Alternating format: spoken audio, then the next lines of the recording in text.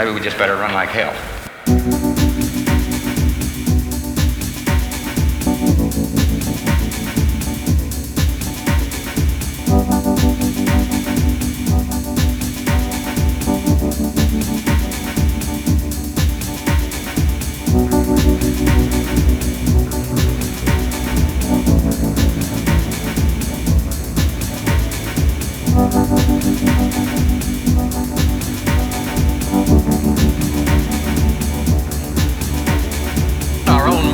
Blew up on the stand during a test, and October 4th, Moscow announced the rocket which was to circle the moon and take the only pictures now in existence of its hidden side.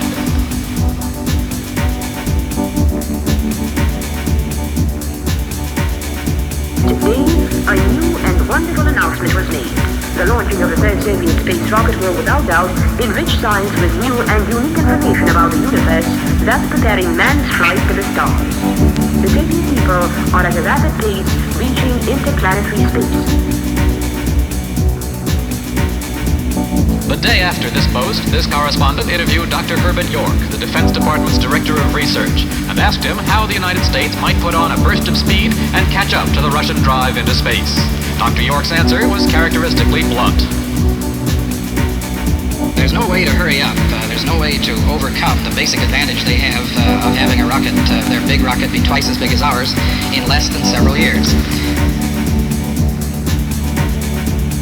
During these several years, we will be putting ever bigger payloads into space by using better upper stages on top of our ICBMs.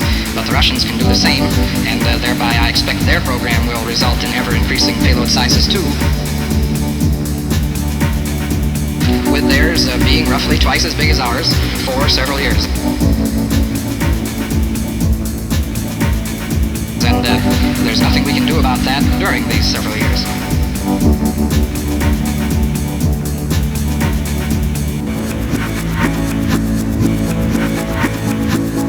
Our own space effort was characteristically diversified, ingenious, and scientifically profitable. 2 Vanguard satellites went into orbit, so did 6 out of 8 Discoverers, circling the Earth from pole to pole. Explorer 6, the paddle wheel satellite, and Explorer 7 went into orbit. Pioneer 7 passed the moon, unfortunately at too great a distance, and went into orbit around the sun. And monkeys Able and Baker made their famous ride in the nose cone of a ballistic missile.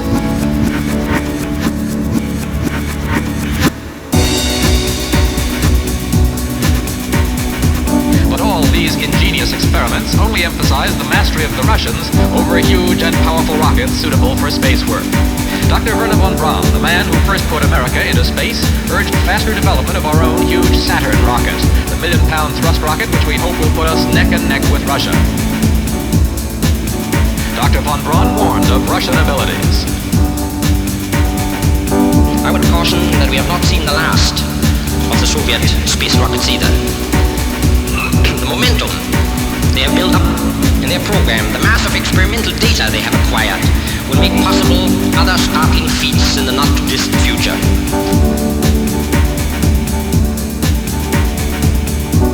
We have been told that the hammer and signal flag has now been planted on the moon, and we have no reason to doubt it.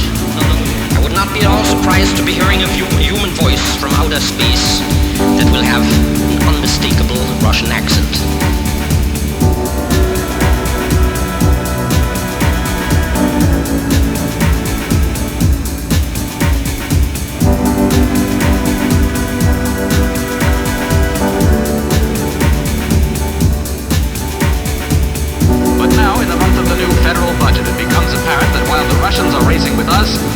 Racing with anyone. Saturn has been switched to the Civilian Space Agency along with Dr. von Braun and his rocket team, but Saturn will not get the funds needed for major acceleration.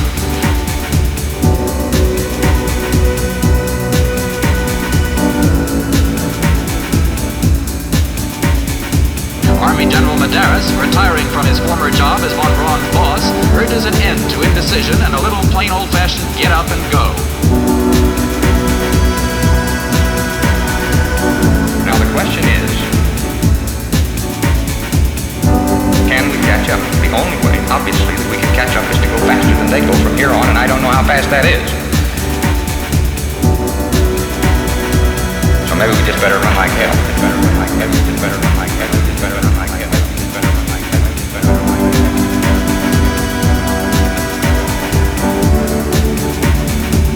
maybe we just better run like hell. Better run like hell. Just better run like hell. Better run like hell. Better run like hell.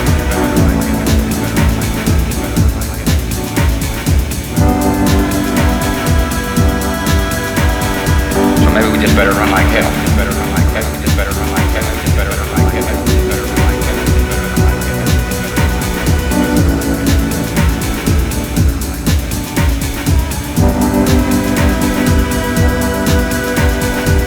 So maybe we just better run like hell.